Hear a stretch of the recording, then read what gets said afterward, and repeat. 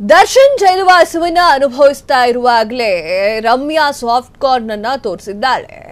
S, ನಟಿ ರಮ್ಯಾ ಸಾಕಷ್ಟು ವಿಚಾರವಾಗಿ ದರ್ಶನ್ ಅಭಿಮಾನಿಗಳ ಮೇಲೆ ಕೆಂಡಾಮಂಡಲರಾಗ್ತಾ ಇದ್ರು. ಈಗ ಸ್ವಲ್ಪ ಸಾಫ್ಟ್ ಕಾರ್ನ್ ಬಂದಂಗೆ ಕಾಣಿಸ್ತಾ ಇದೆ.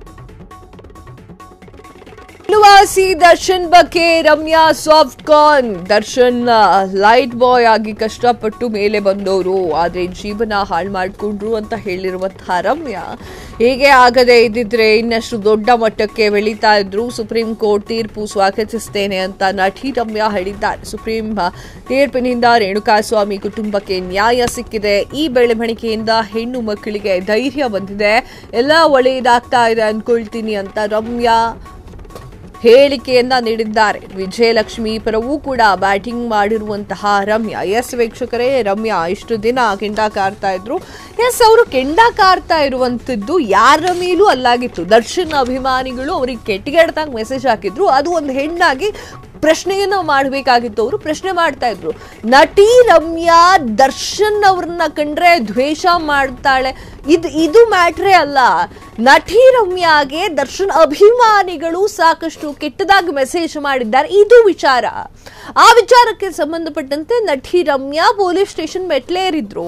ಈಗ ದರ್ಶನ್ ಜೈಲು ಪಾಲಾದ ಮೇಲೆ ದರ್ಶನ್ ಅವರ ಹಳೆ ಜೀವನವನ್ನ ಅವರು ನೆನಪು ಮಾಡಿಕೊಂಡಿದ್ದಾರೆ. ಅವರ ಸಹವಾಸ ಸರಿ ಇದ್ದಿದ್ರೆ ಇಷ್ಟೊತ್ತಿಗೆ ಚೆನ್ನಾಗಿ ಬೆಳೀತಿದ್ರು ಅಂತ ಹೇಳಿ ನಟಿ ರಮ್ಯಾ ಹೇಳಿರುವಂಥದ್ದು. ಇದರಲ್ಲಿ ರಾಂಗ್ ಆಗಿ ಏನು ಕಾಣಿಸ್ತಾ ಇಲ್ಲ. ಸುಪ್ರೀಂ ಕೋರ್ಟ್ ತೀರ್ಪನ್ನು ಸ್ವಾಗತಿಸುತ್ತೇನೆ. ಹಾಗೆ ದರ್ಶನ್ ಲೈಟ್ ಬಾಯ್ ಆಗಿ ಕಷ್ಟಪಟ್ಟು ಮೇಲೆ ಬಂದವರು, ಅವ್ರ ಜೀವನವನ್ನು ಹಾಳು ಮಾಡಿಕೊಂಡ್ರು. ಸುಪ್ರೀಂ ಕೋರ್ಟ್ ತೀರ್ಪನ್ನು ನಾನು ಸ್ವಾಗತಿಸ್ತೇನೆ. ಸುಪ್ರೀಂ ಕೋರ್ಟ್ನಿಂದ ರೇಣುಕಾಸ್ವಾಮಿ ಕುಟುಂಬಕ್ಕೆ ನ್ಯಾಯ ಸಿಕ್ಕಿದೆ ಅಂತ ಅನ್ಕೊಳ್ತೀನಿ. ಈ ಬೆಳವಣಿಗೆಯಿಂದ ಹೆಣ್ಣು ಮಕ್ಕಳಿಗೆ ಧೈರ್ಯ ಬಂದಿದೆ ಎನ್ನುವಂತಹ ವಿಚಾರಗಳನ್ನ ಮಾತನಾಡಿದ್ದಾರೆ. ಹಾಗೆ ವಿಜಯಲಕ್ಷ್ಮಿ ಅವರ ಬಗ್ಗೆಯೂ ಕೂಡ ಒಳ್ಳೆಯದಾಗಿ ಮಾತನಾಡಿದ್ದಾರೆ. ರಾಂಗ್ ಏನಿದೆ ಇದರಲ್ಲಿ?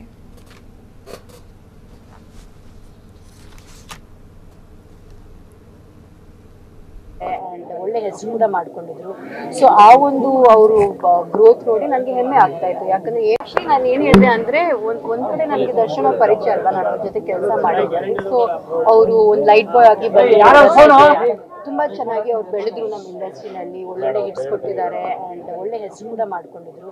ಸೊ ಆ ಒಂದು ಅವರು ಗ್ರೋತ್ ನೋಡಿ ನನಗೆ ಹೆಮ್ಮೆ ಆಗ್ತಾ ಇತ್ತು. ಯಾಕಂದ್ರೆ ಏನು ಇಲ್ದೇವರು ಬಂದು ಇಂಡಸ್ಟ್ರಿನಲ್ಲಿ ಒಂದು ಒಳ್ಳೆ ಹೆಸರು ಮಾಡಿ ಮಟ್ಟಕ್ಕೆ ಬೆಳೆದಿದ್ದಾರೆ ಅಂದ್ರೆ ಒಂದು ಖುಷಿ ಆಗುತ್ತೆ. ಬಟ್ ಇವತ್ತು ನನಗೆ ಈಗ ಆಗದೆ ಹೋಗಿದ್ದಿದ್ರೆ ಇನ್ನೂ ಅಷ್ಟು ಚೆನ್ನಾಗಿರ್ಬೋದಾಗಿತ್ತು. ಆದರೆ ಅವ್ರ ಜೀವನ ಹಾಳು ಮಾಡ್ಕೊಂಡ್ರು ಅಂತ ಅಲ್ಲಿಗೆ ನನಗೆ ಬೇಜಾರ ಆಯ್ತು ಅಷ್ಟೇ. ಬಟ್ ಒಂದು ಸಮಾಜದಲ್ಲಿ ಇದೀವಿ ನಾವು. ಕಾನೂನು ಅಂದ್ರೆ ನಾವು ರೆಸ್ಪೆಕ್ಟ್ ಕೊಡಬೇಕು ಅಂಡ್ ಕಾನೂನು ಪ್ರಕಾರ ನಡ್ಕೊಂಡ್ರೇನೆ ನಾವು ಸಮಾಜದಲ್ಲಿ ಒಂದು ಒಳ್ಳೆಯ ದಾರಿನ ನಮ್ಗೆ ಎಲ್ಲರೂ ಹೋಗ್ಬೋದು. ಸೊ ಹಾಗಾಗಿ I am very happy with the judgment and I thank the supreme court for giving this judgment.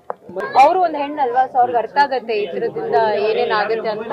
ಆತರ ಮಾಡಬಾರ್ದು ಅಂತ ಐ ಹೋಪ್ ದಟ್ ವಿಜಯಲಕ್ಷ್ಮಿ ಅವರು ದರ್ಶನ್ ಫ್ಯಾನ್ಸ್ ಅವ್ರು ಏನ ಒಳ್ಳೆ ರೀತಿಯಲ್ಲಿ ಒಳ್ಳೆ ದಾರಿನಲ್ಲಿ ಕರ್ಕೊಂಡು ಹೋಗ್ಲಿ ಅಂತ ನಾನು I be very happy which is going to be ಒಳ್ಳೆ ಅಭಿಮಾನಿಗಳಿಗೆ ಒಂದು ಮಹಿಳೆಯರಿಗೆ ಆಗ್ತಾ ಇರುವಂತಹ ಸಮಸ್ಯೆಗಳನ್ನ ಅವ್ರ ಬಗೆಹರಿಸಿದ್ರೆ ಒಳ್ಳೇದಲ್ವಾ.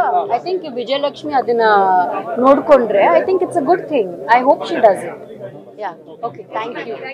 ನಾನು ಏನ್ ಹೇಳಿದೆ ಅಂದ್ರೆ ಒಂದ್ ಕಡೆ ನನಗೆ ದರ್ಶನ ಕ್ಷಣ ಕ್ಷಣದ ಸುದ್ದಿಗಳಿಗಾಗಿ ಫ್ರೀಡಂ ಟಿವಿ ಸಬ್ಸ್ಕ್ರೈಬ್ ಮಾಡಿ, ಲೈಕ್ ಮಾಡಿ ಹಾಗೂ ಫಾಲೋ ಮಾಡಿ. ಹೊಸ ಸುದ್ದಿಗಳ ನೋಟಿಫಿಕೇಶನ್ಗಾಗಿ ಬೆಲ್ ಐಕಾನ್ ಮೇಲೆ ಕ್ಲಿಕ್ ಮಾಡಿ.